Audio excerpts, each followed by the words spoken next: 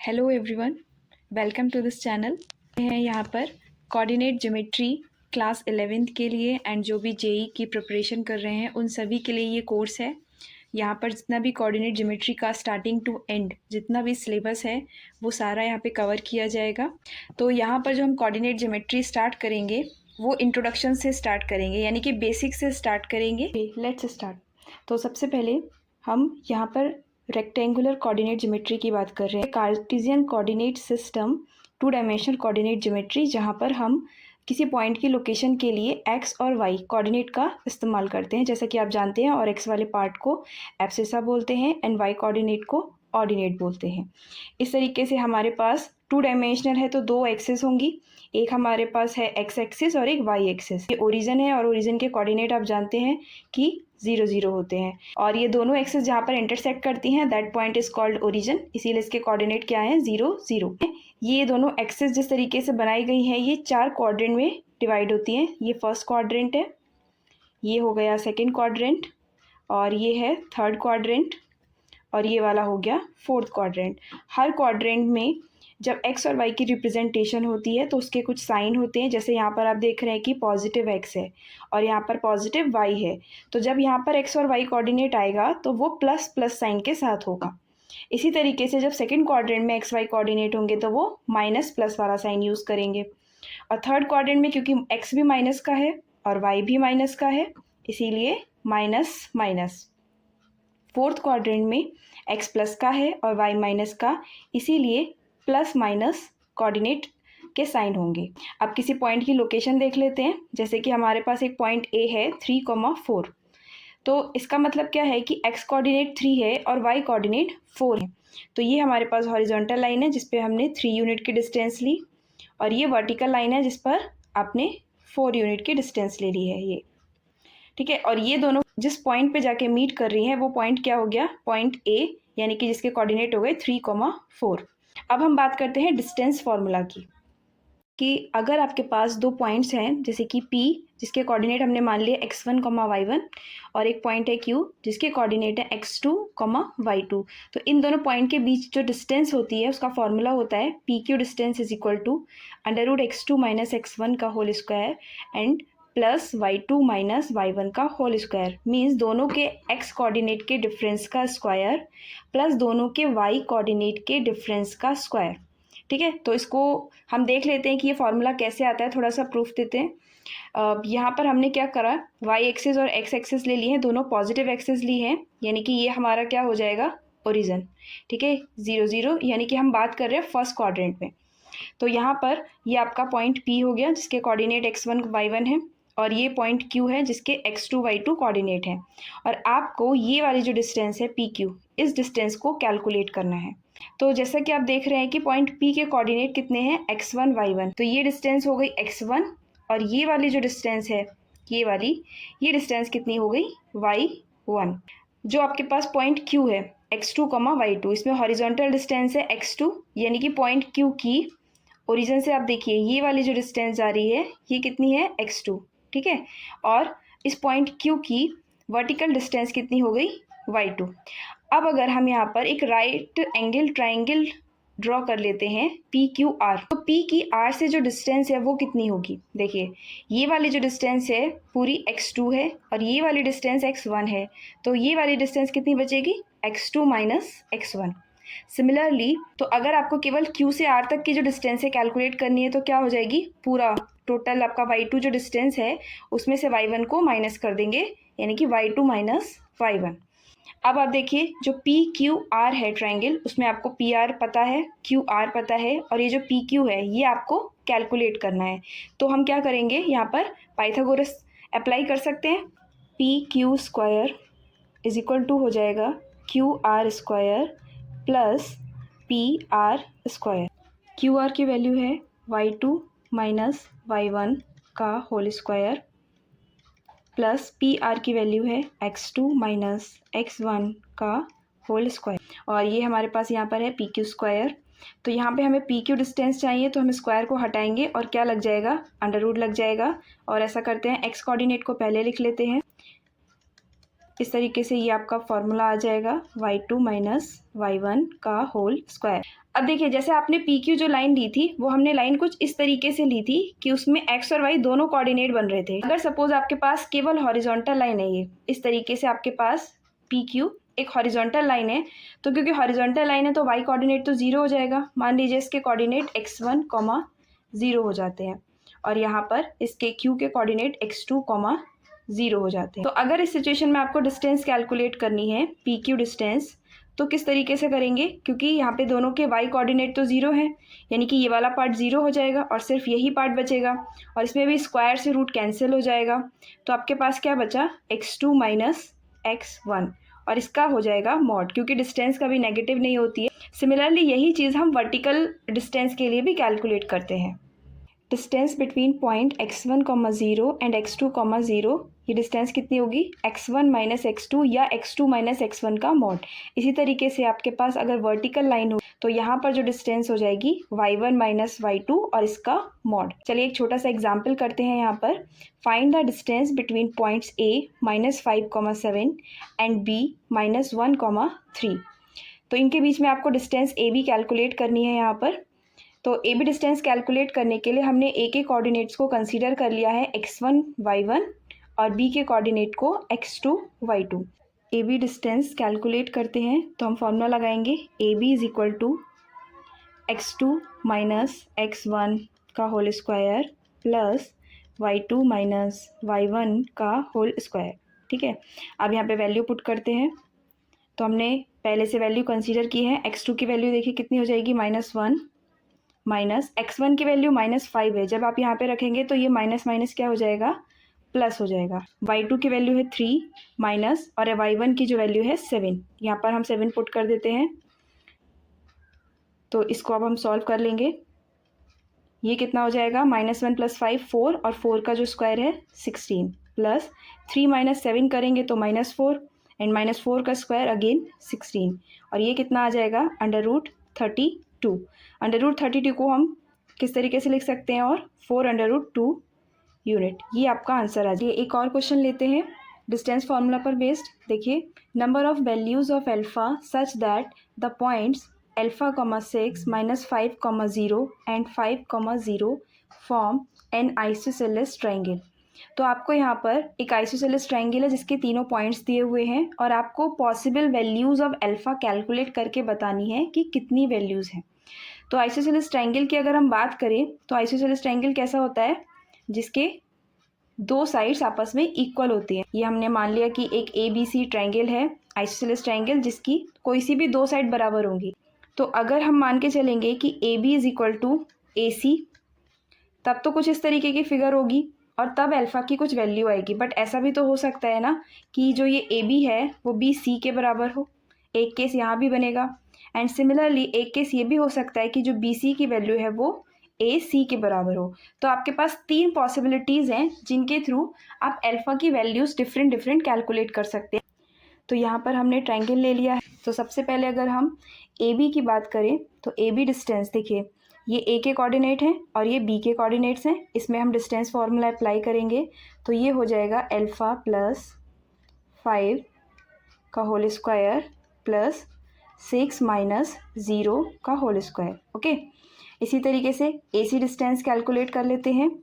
A और C के coordinates के बीच में लगाएंगे फार्मूला। तो यहाँ से ये आ जाएगा अल्फा माइनस 5 का होल स्क्वायर प्लस 6 माइनस 0 का whole square. And finally BC distance calculate करते हैं B और C कोऑर्डिनेट के बीच में। तो -5 का होल स्क्वायर प्लस 0 माइनस 0 का होल स्क्वायर। तो अब देखिए फर्स्ट केस हम यहाँ से लेते हैं जब हम मान के चलते हैं कि अगर AB जो है वो BC के बराबर है। ये कितना आ जाएगा? √अल्फा प्लस 5 का होल स्क्वायर एंड 6 माइनस 0 जो आ रहा है इसमें 6 का स्क्वायर करेंगे तो ये 36 हो जाएगा। अब BC डिस्टेंस लिखते हैं तो देखिए -5 कितना हो जाएगा? -10, -10 का स्क्वायर 100 और ये क्या है? 0। अब दोनों तरफ स्क्वायरिंग कर देते हैं तो रूट हट जाएगा। ये आ जाएगा आपके पास अल्फा प्लस 5 का square plus 36 is equal to 100। अब यहाँ से अल्फा प्लस 5 का whole square is equal to 100 minus 36 करेंगे तो ये कितना आ जाएगा 64। दोनों तरफ, क्योंकि आप जानते हैं 64 भी क्या है 8 का स्क्वायर होता है, तो ये 8 का स्क्वायर है। दोनों तरफ जब स्क्वायर रूट लिया जाएगा तो अल्फ़ा प्लस 5 की वैल्यू कितनी आ जाएगी प्लस माइनस 8। अब अगर प्लस 8 वैल्यू आप कंसीडर करते हैं तो अल्फ़ा की वैल्यू कितनी आ जाएगी 3। इसी तरीके से अगर आप माइनस 8 कंसीडर करते हैं इधर तो अल्फ़ा की वैल्यू कितनी आ जाएगी माइनस 13। तो दो वैल्यूज़ आपकी यहाँ से निकल के आ गई है फर्स्ट केस जब हमने लिया है। इसी तरीके से आप सेकंड केस क्या लेंगे कि जो ए बी है वो ए सी के बराबर है, तो अल्फ़ा की कोई वैल्यू निकल कर आएगी। एंड थर्ड केस में आपको क्या लेना है कि जो बी सी है वो ए सी के बराबर है। देन हमको पता चलेगा कि अल्फ़ा की कितनी वैल्यूज़। यहाँ मैंने सॉल्व किया हुआ है। यहाँ पर हमने कौन सा केस कंसीडर किया था A B is equal to B C. जब आप A C is equal to B C रखेंगे तो भी आपके पास अल्फ़ा की दो वैल्यूज़ आएंगी -3 एंड 13। और जब आप ए बी बराबर ए सी पुट करेंगे तब सॉल्व करके अल्फ़ा की दो वैल्यूज़ नहीं आ रही है, यहाँ पर एक ही वैल्यू आ रही है 0। तो आपके पास देखिए दो वैल्यू यहाँ से आई, दो वैल्यू यहाँ से आई और एक वैल्यू यहाँ से आई। तो टोटल आपके पास अल्फ़ा की कितनी वैल्यू आ रही है 5 माइनस एंड प्लस 3, इसी तरीके से प्लस माइनस 13 और एक है 0। तो जिसका फाइनल आंसर होगा वो क्या हो जाएगा 5, यानी कि अल्फ़ा की यहाँ पर 5 पॉसिबल वैल्यूज़ हैं। तो अब स्टार्ट करते हैं सेक्शन फार्मूला कि आपके पास एक पॉइंट ए है जिसके कोऑर्डिनेट है x1 y1 और ये पॉइंट बी है जिसके कोऑर्डिनेट है x2, y2। एक पॉइंट P है जो कि इस ए बी लाइन सेगमेंट को इंटरनली डिवाइड करता है m/n में। मान लिया कि P के जो कोऑर्डिनेट है वो x, y है और ये m/n में डिवीज़न करता है। तब इस P के जो कोऑर्डिनेट्स होते हैं वो क्या होते हैं, x कोऑर्डिनेट होगा mx2 plus nx1 upon m plus n। हमेशा ध्यान रखिएगा कि जैसे आपको x कोऑर्डिनेट निकालना है तो जब आप ये वाला रेशियो ले रहे हैं m तो आपको दूसरी तरफ का कोऑर्डिनेट लेना है यानी कि x2, और जब आप ये वाला रेशियो ले रहे हैं तो आपको दूसरी तरफ का कोऑर्डिनेट लेना है यानी कि x1। तो same as y coordinate my2 plus ny1 upon m plus n।